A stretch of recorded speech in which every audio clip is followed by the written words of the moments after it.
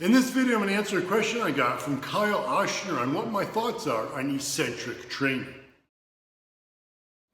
Now, eccentric training refers to what we call negative rep training, where the positive portion of an exercise, let's take the biceps curl for example, is called the concentric portion, but the negative or the lowering is called the eccentric portion. Now, when we lower the weight, we can resist far more weight while we're lowering it than we're raising it, about 20% more. So this makes eccentric training beneficial because we can overload a muscle with more than we can normally lift. That can not only lead to neurological changes that enhance muscle strength, but also muscle changes. Now, all that overload during that lengthening contraction causes muscle damage. It literally rips the muscle fibers apart, if you will, to put it really simply, but it's causing damage. So that damage is a good thing because it allows that muscle to grow bigger and stronger. The muscle gain more nuclei and a better capacity to build more muscle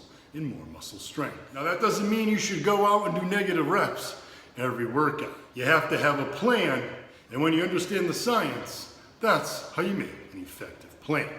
Now, what does the science say? Well, muscles gain a protective mechanism every time they're damaged. So if you damage a muscle fiber, you can't keep trying to damage it workout after workout. It's not going to happen. It's already gained its protective mechanism. You need to wait a while for that protective mechanism to be lost. That's when you hit it again. Now, make sure you head to jimstepani.com and read my free article, Damage Inc., where I talk about how muscles grow through damage and other mechanisms, and a great strategy for applying negative rep training so that you don't overuse it and use it properly to actually produce results. And if that's not enough, check out my 6 Weeks to Sick Arms program, which uses negative reps properly to produce the best gains in arm size that you've ever experienced. I guarantee. Now, one issue with using negative reps is you're lifting, or I should say you're resisting, more weight than you can lift. So how do you do that if you train alone? Because clearly you need someone to help you lift the weight through the positive portion so you can resist it on the negative. Well, check out my video. It's an old one, guys, from my Muscle and Fitness Raw days on the Smith machine, one arm and negative reps. It shows you precisely how to do just that.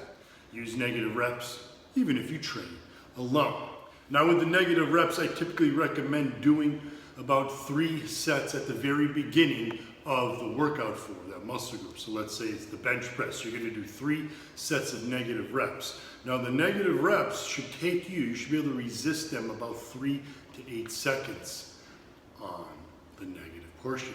If you can't resist it for at least 3 seconds, you need to reduce the weight. And if you can resist it for more than 8 seconds, you need to increase the weight. You can do anywhere from 3 to 5 reps per set. But you can learn more about how to do the negative reps in the articles and the videos that I've already discussed.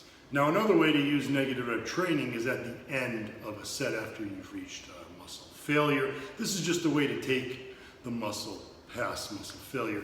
This version really doesn't work as effectively as the version I'm talking about where you're using 20% more of your weight and doing it while you're at your strongest, because you're already fatigued, so you're not using any heavier weight. It's just allowing you to go past failure, but it's similar to using forced reps and even drop sets and rest pause. So not quite as effective for strength gains, but it can be effective for muscle growth when used from time to time. I hope that answered anyone's questions on eccentric or negative rep training. Keep those questions coming. I'll keep the answers coming. And as always, guys, stay JYM Army strong.